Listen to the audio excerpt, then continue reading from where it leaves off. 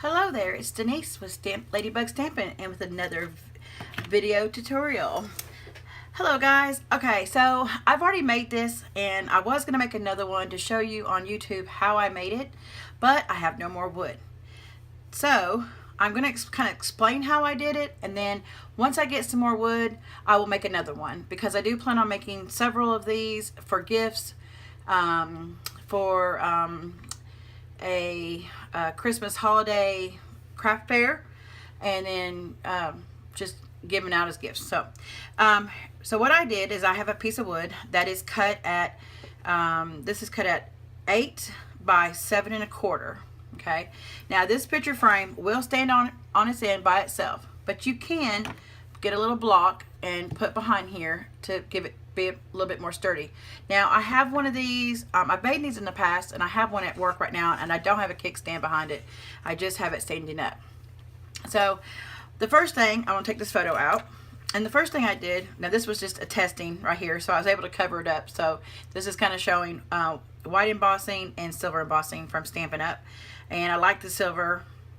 I actually made this on Periscope, and we like the silver better. So, but the photo covers it up, so not a big deal. But to get the background, no, I did not use chalk paint. Some people asked me if I used chalk paint. I didn't use chalk paint. What I did use, believe it or not, well, I just dropped it, was the stamp pad that was basic black. This is Whisper White, but because my basic black just fell on the ground. And I used this sprayer. I brayered up my ink, and I just went over here lightly. You know, I covered it, but I wasn't too worried about covering it too thick, but I did give it a good cover.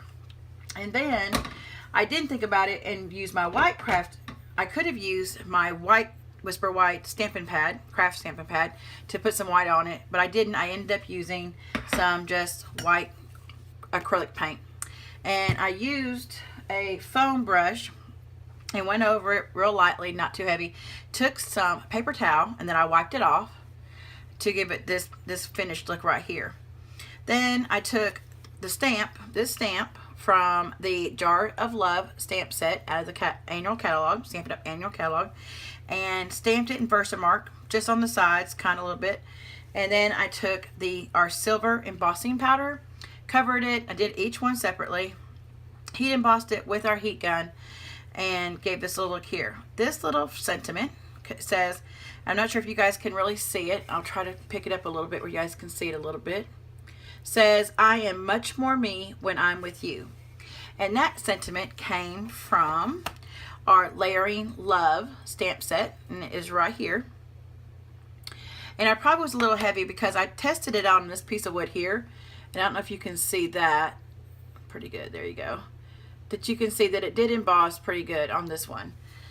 Probably because I was making this on Periscope, so I probably messed up a little bit. I did try to clean it up with using our pokey tool. Love this thing.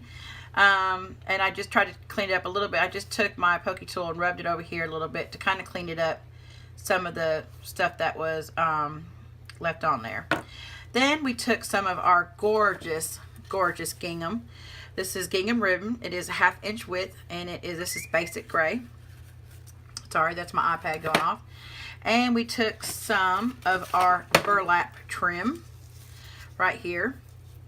And then I just cut a couple pieces here, and this one really shouldn't be like glued down, but I wanted it to kind of be up a little bit. Used some fast fuse behind it, and put the fast fuse behind the ribbon, laid it down, and as you can see I have 2 pieces of burlap, and then this one kind of coming out a little bit. So we did that, and then to make the little flower, what we did was we took some of our Dapper Denim cardstock. I punched out 3 flowers using, I don't know where the punch is at now because I'm doing this, oh here it is right here. This is our pansy punch. I used this, cut it out 3 times. Sprayed some water on the front and the back of it, crunched it up, and then I took that and after we crunched it up, then someone suggested let's put some white craft ink. So I took some white paint to kind of look like blue jean material. So I took the Whisper White, took one of our sponges right here, got a little bit, just a little bit, not very much, you can see, and kind of just went around the edges kind of played with it, tried to fray it a little bit, and this is, I don't know if you can hear that. It's really thick because I sprayed the front and the back of it and then crumpled up.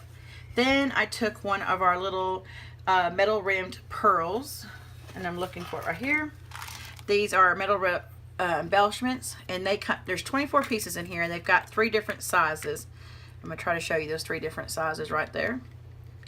Let me see if I can get that out. That one, the glue has come off because I picked it up and didn't do it right.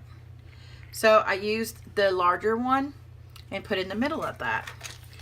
Then I had a photo and I started playing with it and kind of was trying to rough it up a little bit, and as you can see, I've kind of ruined it a little bit here, but don't worry, I have another photo like this.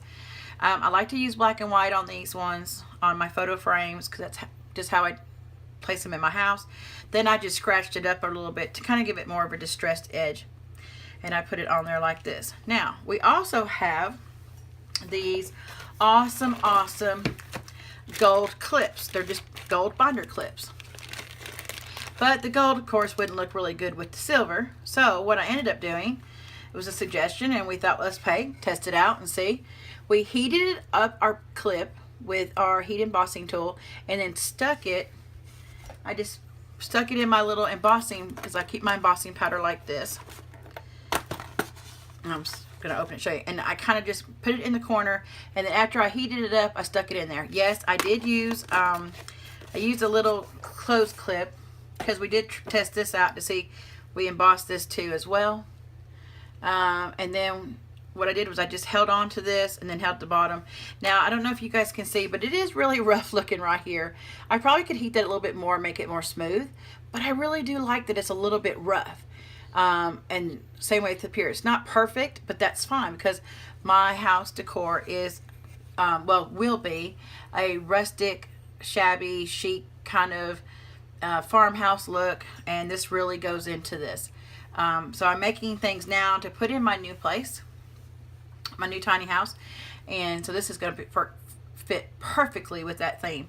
So again, all of the product just about used to make this was Stampin' Up! Products: the ribbon, the stamp, the embossing powder, this right, the cardstock, even the clip. I just changed the color of it. So the only thing I really didn't use was the acrylic paint, the wood, and then some strong adhesive to hold this. And what I ended up using for the adhesive was the art glitter glue to hold that clip. It really did hold it. So as you can see, I put a little bit on the back of the clip and put it on there. And I can change that photo out as if I want.